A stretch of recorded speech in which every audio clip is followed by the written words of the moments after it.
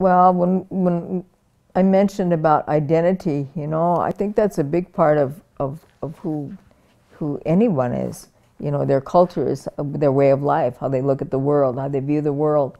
And if you don't have that philosophical base, you know, of the Lakota base of how we look at the world, then there's a little bit missing from you as a person, your identity.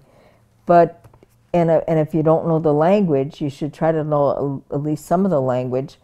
Luckily, a lot of our young people, you know, they have Lakota language classes now. In fact, Rosalie Little Thunder is teaching Lakota language at Black Hill State as I'm sitting here, and and half the kids in that class are native and half are non-native, and they're trying to look at the world, looking at knowing another language and seeing the world through that language is different.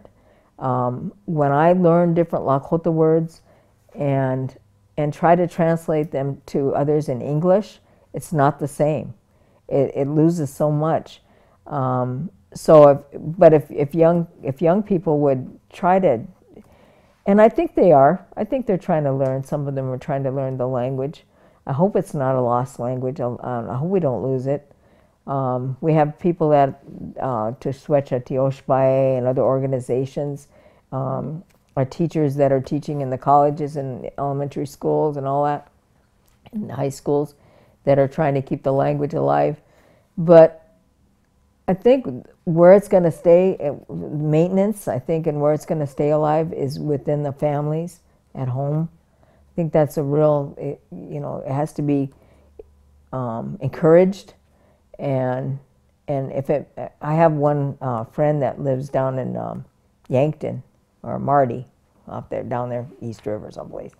And she, with her kids and her extended family, they have culture night at their house, where everybody comes and they can't, nobody can speak English. They have to speak all in Lakota or Dakota in their sense, and everything, and they all have to communicate in that language, and so they're forced to learn it. Otherwise, they don't understand what's going on. But I'm not saying that everybody has to do that, but if people see the importance of it, then they'll do what they need to do to keep it alive. My boys are learning the language through the songs, the music, because a lot of our songs are in Lakota. So, in fact, I'll be honest with you, I think Junior and Dawson know more Lakota than I do now, because of the sacred songs that they sing at Sundance and the powwow songs that they learn. In fact, they're even learning Cree songs. They really like the Cree language.